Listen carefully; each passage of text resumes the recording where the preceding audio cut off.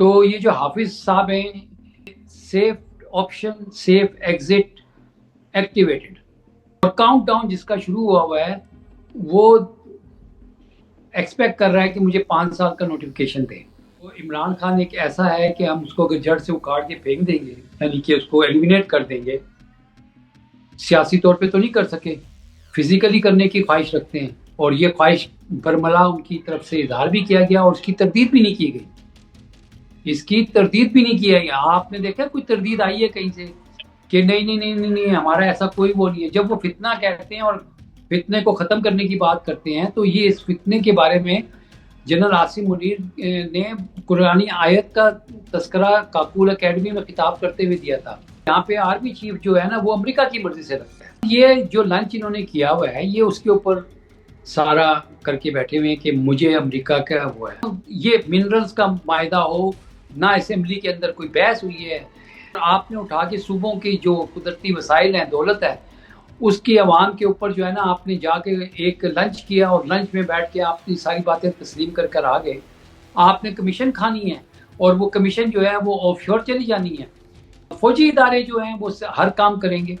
हर वो कसम जो आपने उठाई है कि जी हमने नहीं करनी, उसके बरक्स जो है ना वो सारा कुछ हो रहा है। आज फौज अनफॉर्चुनेटली पाकिस्तान में एक ऐसी सिक्योरिटी फोर्स के तौर पर सामने आ चुकी है जो सियासतदानों को सामने रखकर या तो अपने अजाइम पूरे करने चाहते हैं। अस्सलाम वालेकुम नाज़रीन, आप सियासत डॉट पी के देख रहे हैं। सौरभ बरकत आपसे मुखातिब है। नाज़रीन, हमारे साथ मौजूद है पाकिस्तान के प्रोमिनेंट जर्नलिस्ट एनालिस्ट मोहतरम फखरुर रहमान साहब। Sir, very much welcome. अस्सलाम वालेकुम। वालेकुम अस्सलाम। क्या हाल चाल है? आप खैरियत से हैं सर? जी अल्हम्दुलिल्लाह मैं ठीक हूँ। सर आप अपना ख्याल रखा करें ज्यादा। Thank you so much sir. अच्छा सर, ख्याल क्या रखें सर? अडयाला जेल के बाहर अलीमा खान को अंडे मरवाए जाते हैं, उसके बाद एक पूरा माहौल बनाया जाता है। सर, इसके पीछे सोच क्या है? चूंकि माजी में हमने देखा है कि इमरान खान के ऊपर वजीराबाद में अटैक हुआ था, अब उनकी बहनों के ऊपर अडयाला जेल वो मोस्ट, आप कह सकते हैं कि सबसे ज्यादा एक मॉनिटर्ड प्लेस है। वहां पर इस तरह की कार्रवाइयां क्यों करवाई गई? अच्छा देखें, अलीमा खान हम्म। का के ऊपर अंडा फेंकने का वाकया, और फिर वो जो उनके इमरान खान के वकील थे पंजोता, जिनको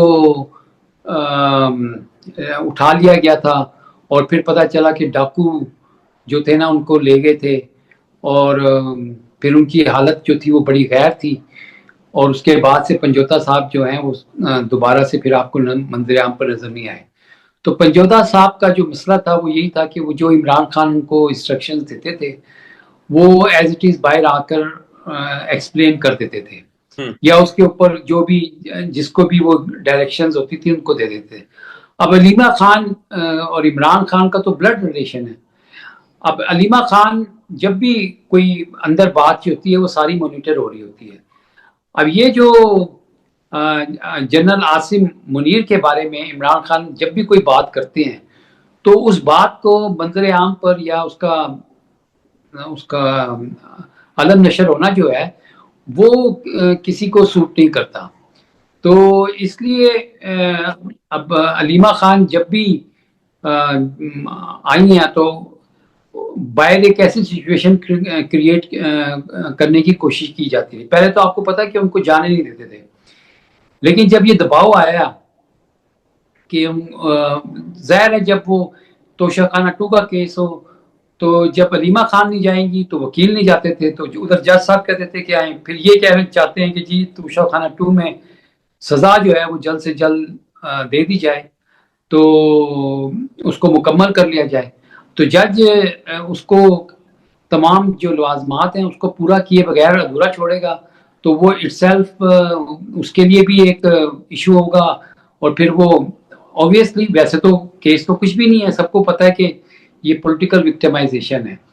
तो इसलिए अलीमा खान, जैसे इमरान खान ने कहा कि मुझे तो ला इलाहा इल्लल्लाह के ऊपर मेरा ईमान है, और आसिम मुनीर मेरी जान तो नहीं ले सकता, मेरी जान तो अल्लाह की है, उसमें है।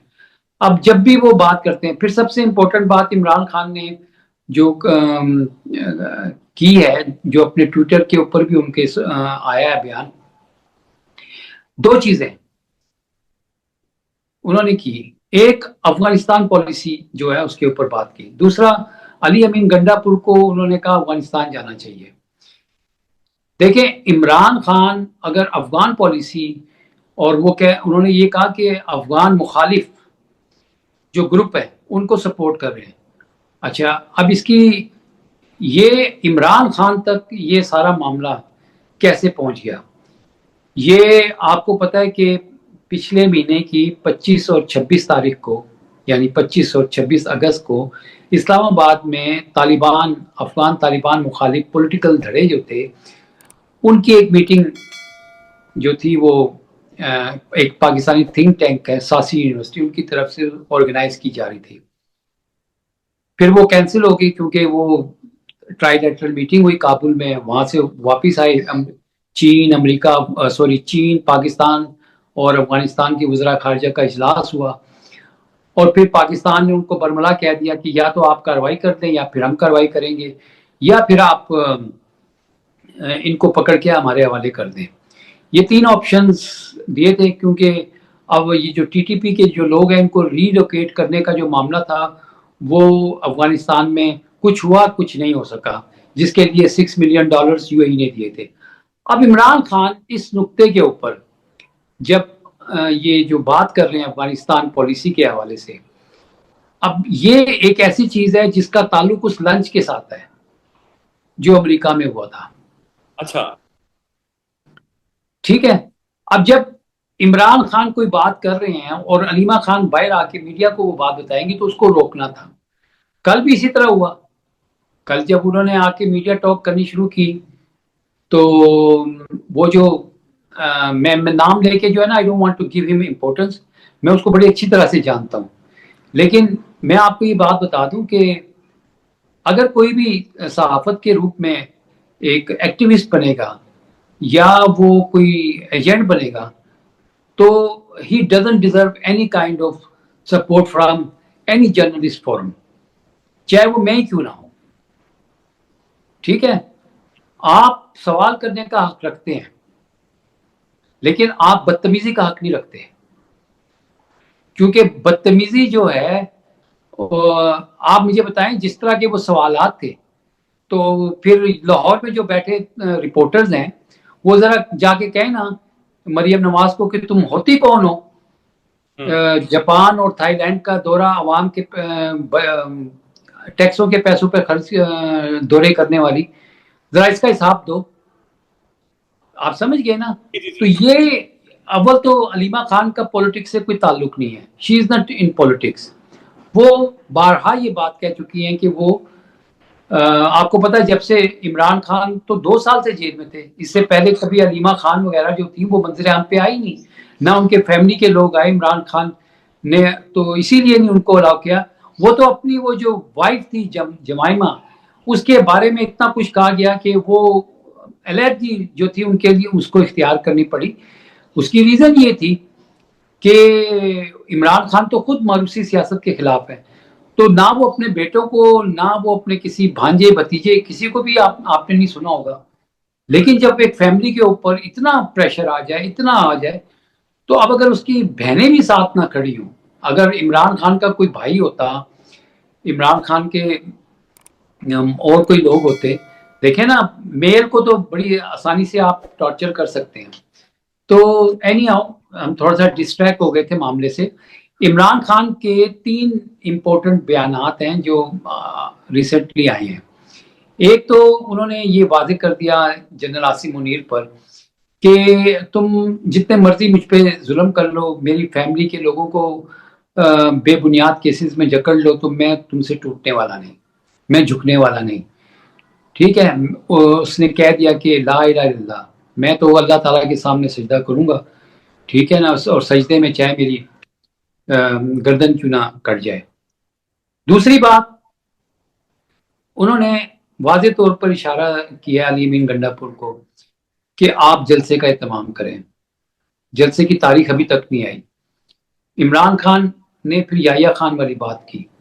आपको पता 2 लाख तो हो गया था पाकिस्तान, इसलिए कि मैंडेट को तस्लीम नहीं किया था। तो इमरान खान अब जो पॉलिटिकल मसल है वो केपीके में एक जलसा करके दिखाना चाहते हैं, क्योंकि पंजाब में तो इस वक्त एक इमरजेंसी है, सैलाब में है लोग। ठीक है, तो वो अली अमीन गंडापुर जो है वो कॉम्प्रोमाइज नजर आ रहे हैं। दूसरी बात, ये खारजा पॉलिसी के हवाले से जिसकी डायरेक्ट इम्प्लीकेशन है, ये आने वाले दिनों में आपको ये बहुत इंपॉर्टेंट सूरत हाल बन जाएगी।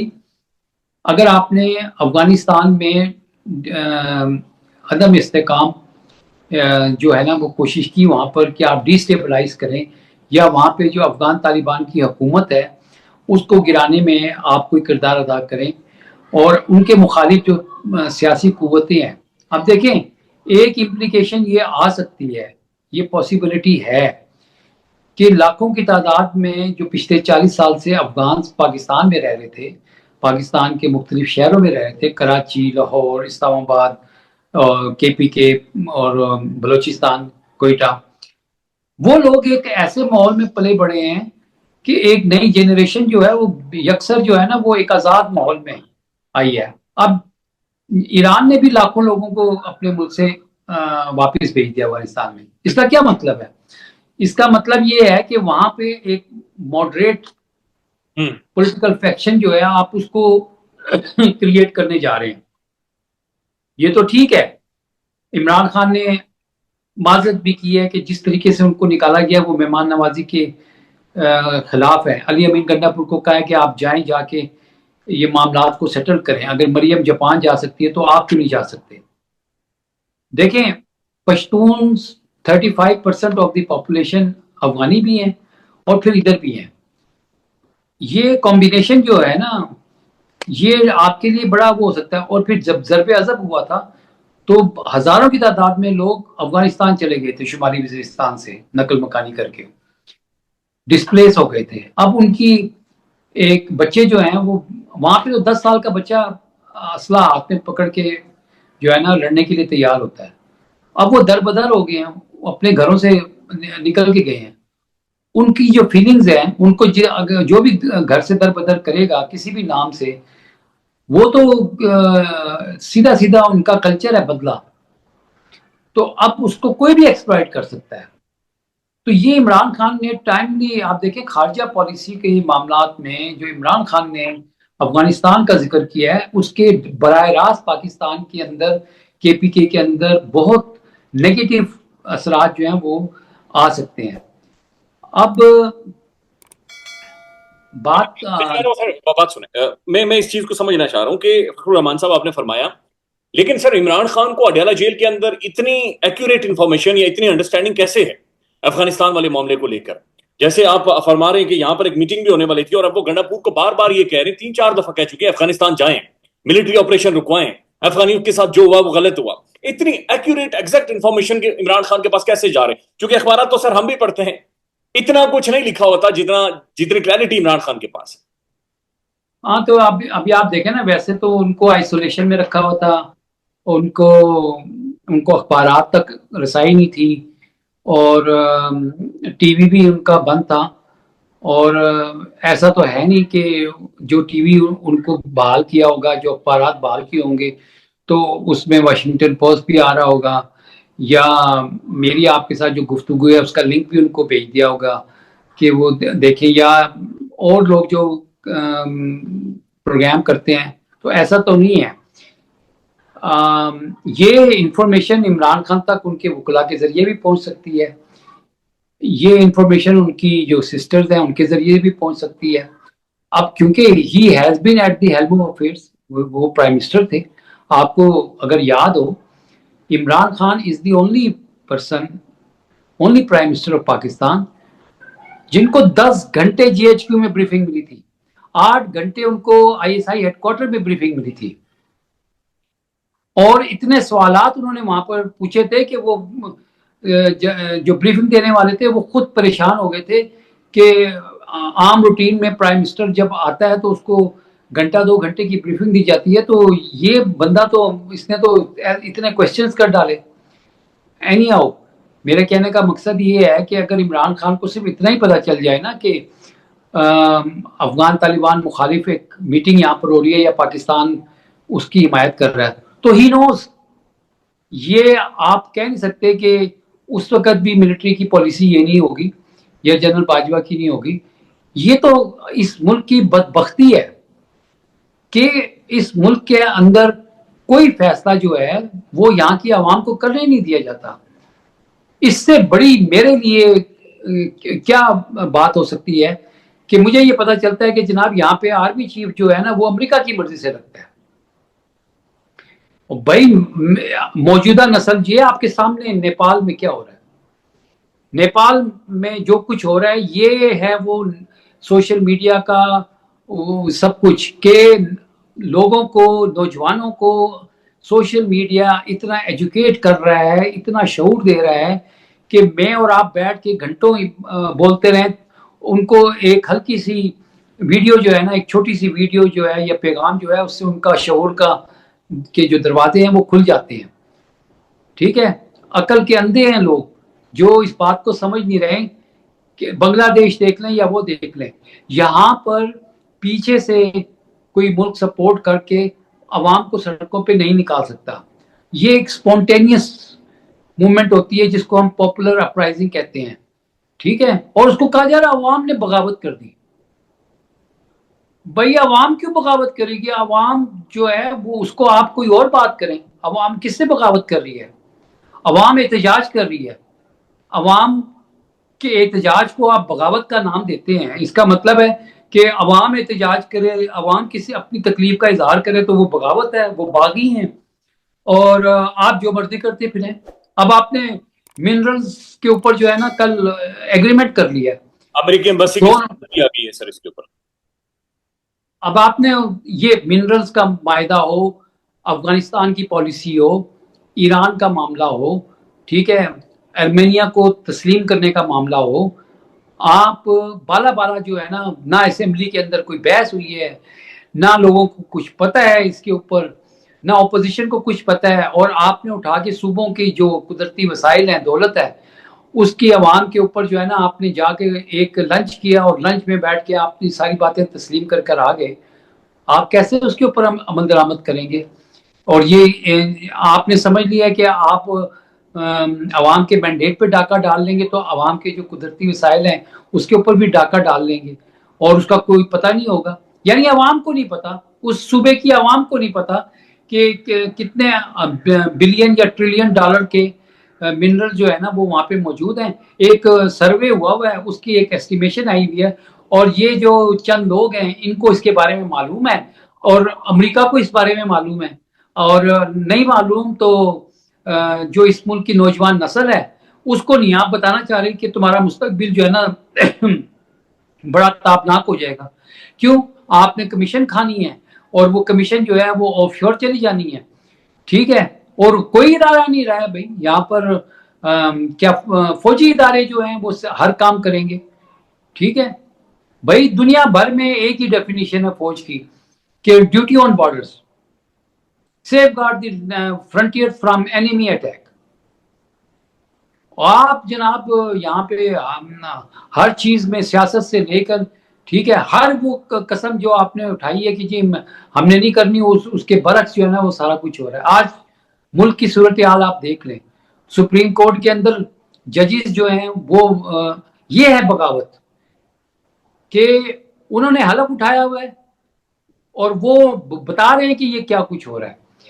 हाई कोर्ट में आप देख लें, जब हाई कोर्ट्स और फिर नीचे डिस्ट्रिक्ट जुडिशरी, आपका इंसाफ का तो सफर जो है ना वो डिस्ट्रिक्ट जुडिशरी से शुरू होता है, वहां बाकी तो अपीलें हैं, हाई कोर्ट्स हैं और वो सुप्रीम कोर्ट है, ये तो एपेलेट कोर्ट्स हैं।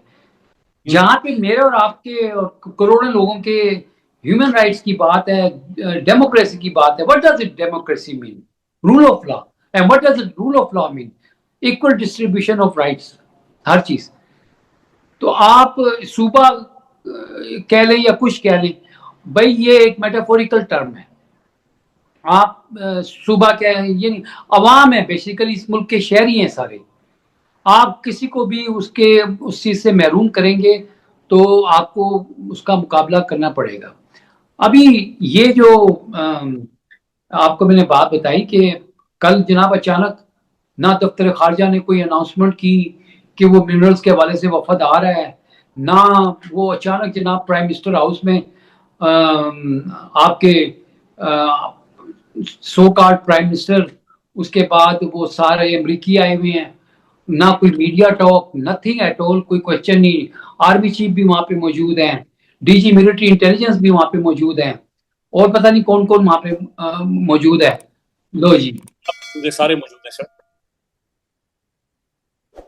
तो मेरा कहने का मतलब ये है कि ये जो लंच है, जिस जो जून में अमेरिका में हुआ, और अमेरिकी डोनाल्ड ट्रंप ने आर्मी चीफ के साथ बातचीत की, अब उसके तो सिर्फ एक ही गवाह हैं। वहां पे तो आपका सफीर भी नहीं था इस मुलाकात में, रिपोर्टेडली।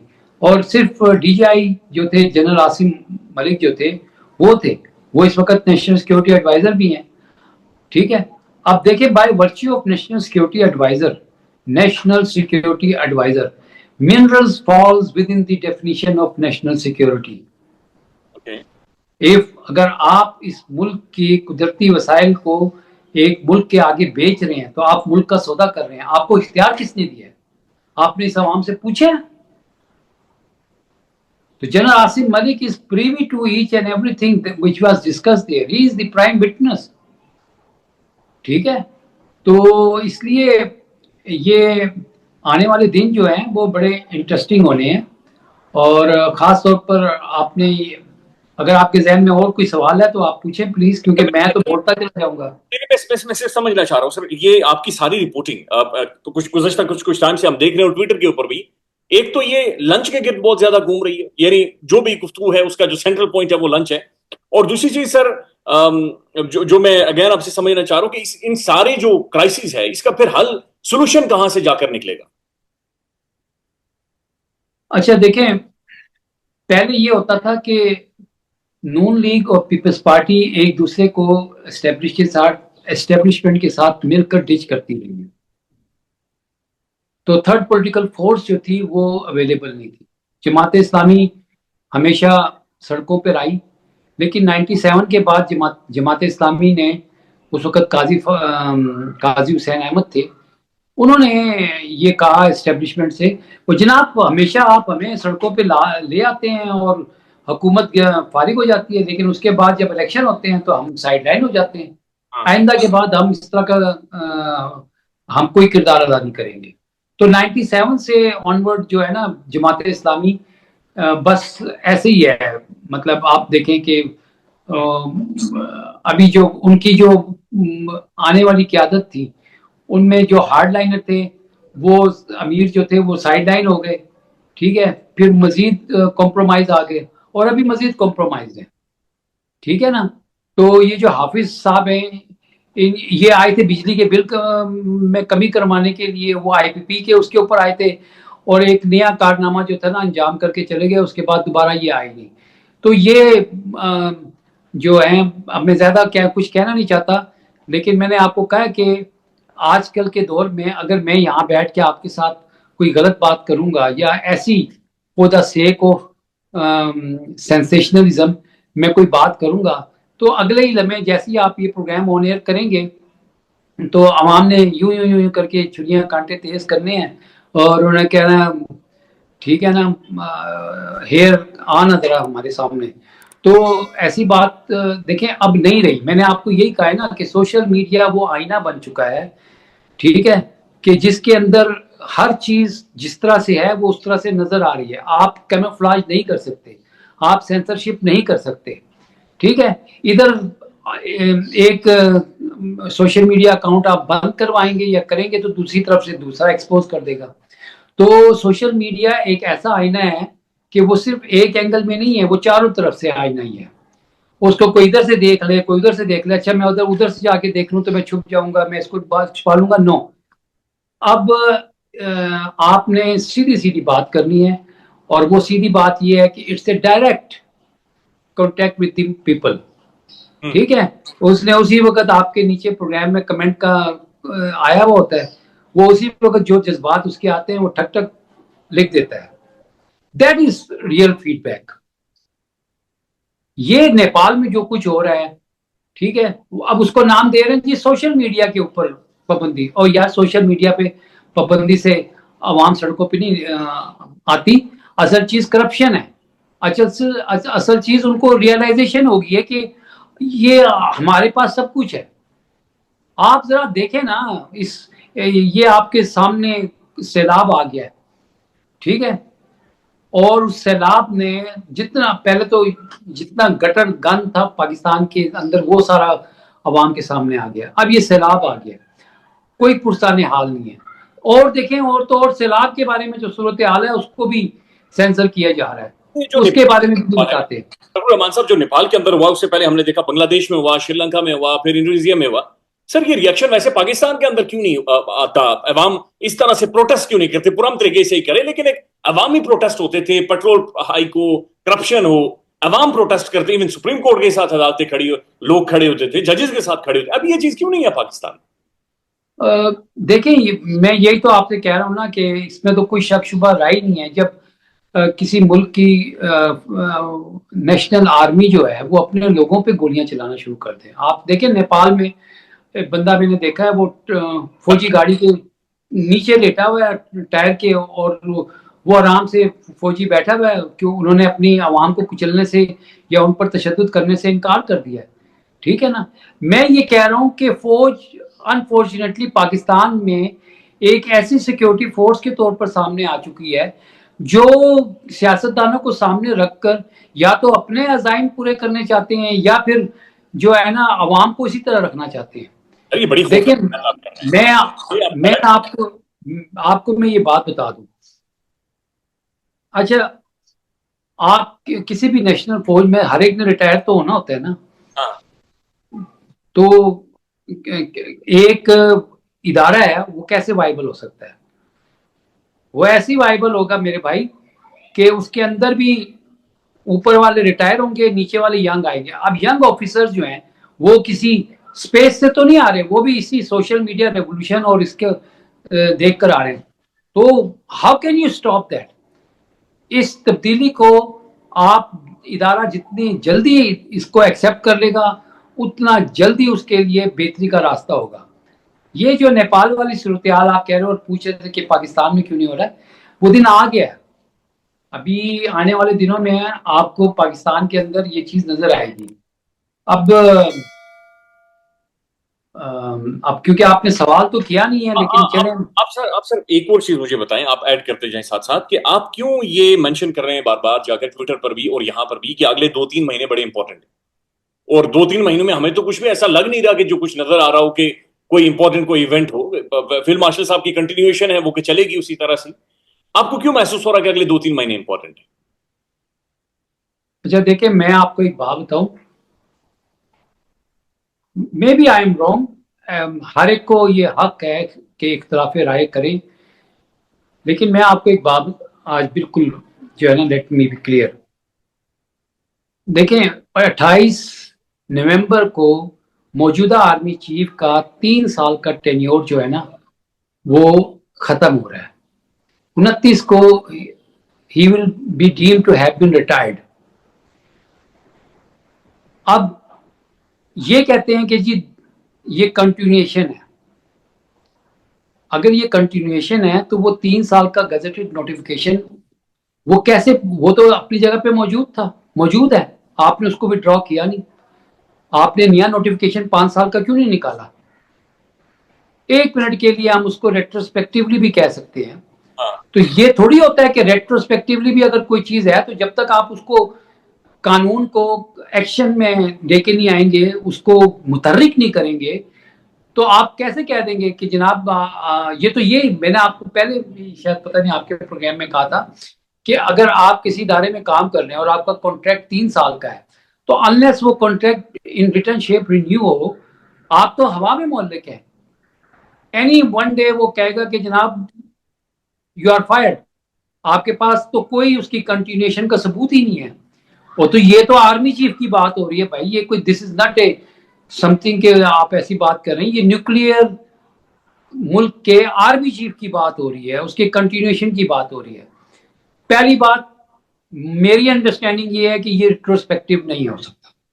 रिट्रोस्पेक्टिव होता तो ये 24 नवंबर सॉरी पिछले साल 4 नवंबर को जब कानून आया था उसी वक्त उसकी बुनियाद के ऊपर एक नोटिफिकेशन होना चाहिए था। जो कि नहीं हुआ। You kept silent.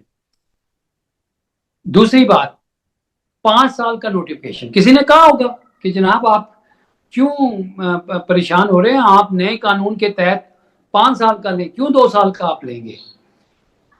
तो वो 5 साल की ख्वाहिश जो थी वो 10 साल की मंसूबे ने खुद ही जो थी ना काउंटर प्रोडक्टिव कर दी।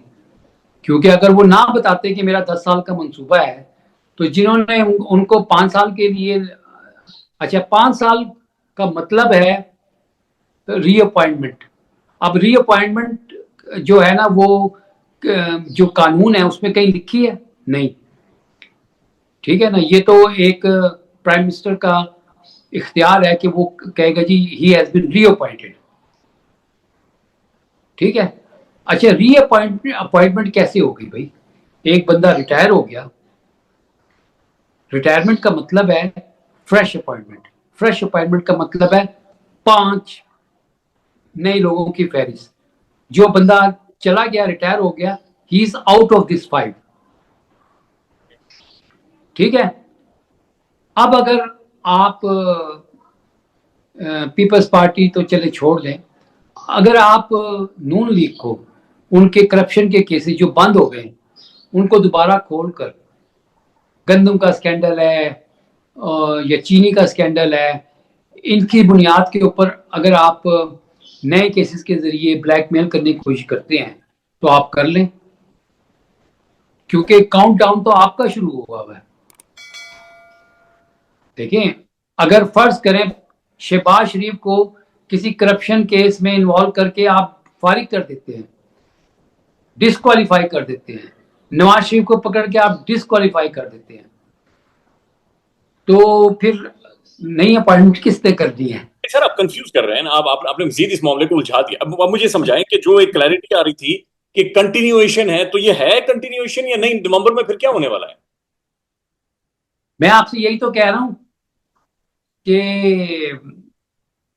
हर एक की ख्वाहिश होती है कि वो भी आर्मी चीफ के ओहदे पर, जो है ना एयर चीफ के ओहदे पर, नेवल चीफ के ओहदे पर जो जाए और उस पर पहुंचे।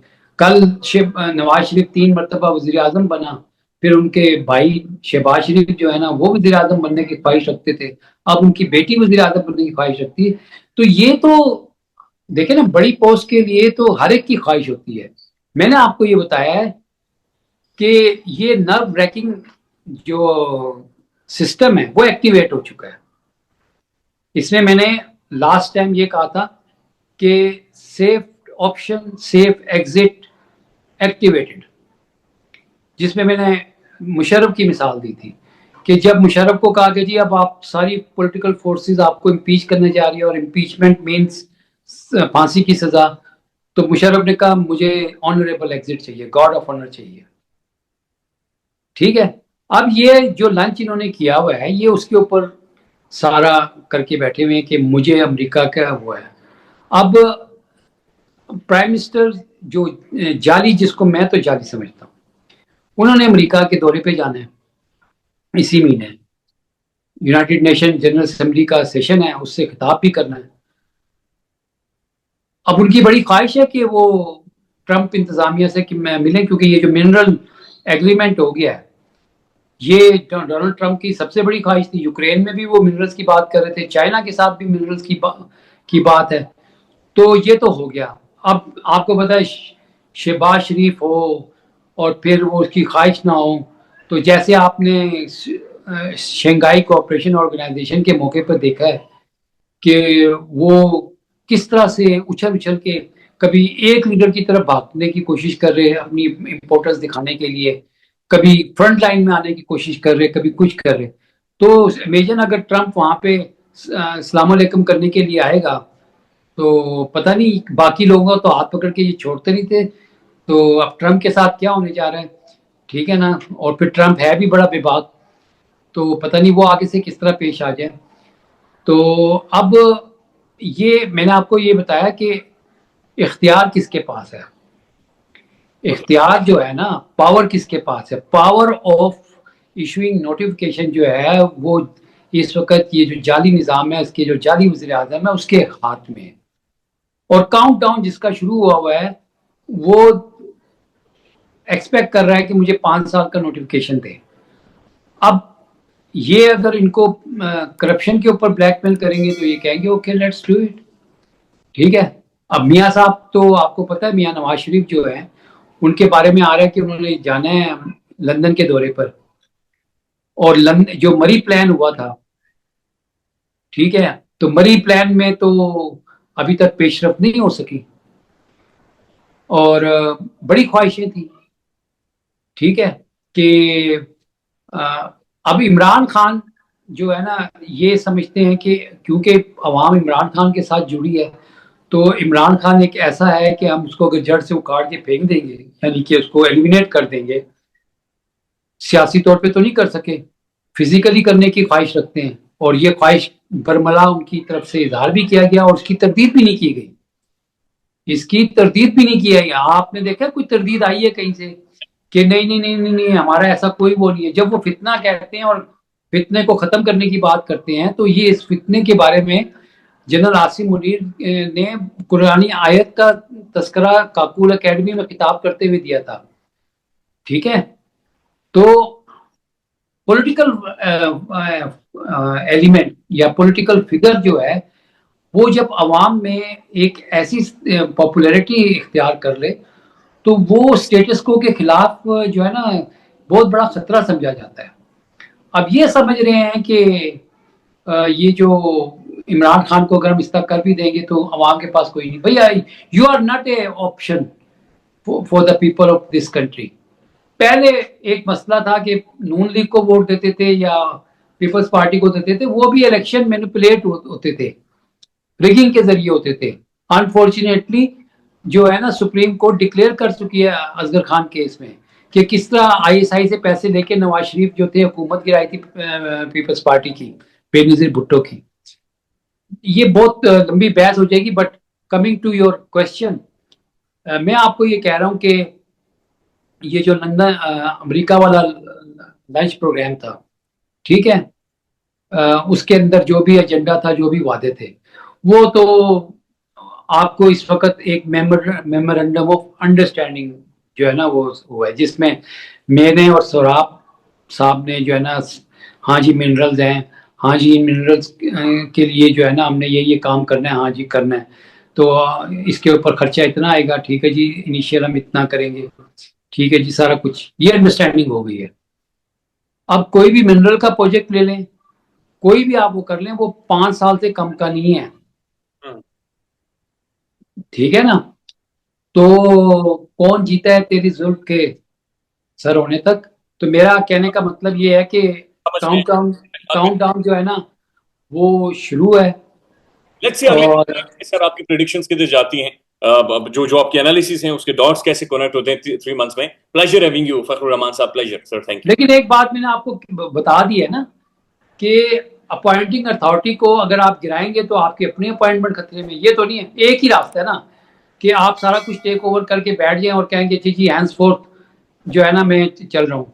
तो वो तो आपको पता है कि डोनाल्ड ट्रंप जो है ना, एक मैं आपको एक बात बताऊं कि हैविंग सेड दिस ऑल, इन्होंने 2 बातें की हैं जो कि किसी टाइम भी आपके खिलाफ हो सकती है। एक आपने कहा हम डूबे तो हम आधी दुनिया ले डूबेंगे, तो दूसरा आपने कहा डैम बनाए हम 15 मिसाइल डैम मार के वो कर देंगे। तीसरा आपने ब्रसल में जो बातें की, तो फिर आपको 6 दिन के बाद ख्याल आया कि अब वो, मैं यही तो आपको कह रहा हूँ ना कि वो 10 साल का मंसूबा और उसकी प्लानिंग जो भी थी वो मियाँ नवाज शरीफ एंड कंपनी जो है ना, अब मियाँ नवाज शरीफ को तो पता है ना आपको कि उनको वजीर आजम दोबारा बनने की ख्वाहिश थी, तो ये ख्वाहिश कभी खत्म थोड़ी हो सकती है, हो सकता है मरी में बैठ के ये बात दोबारा हुई हो।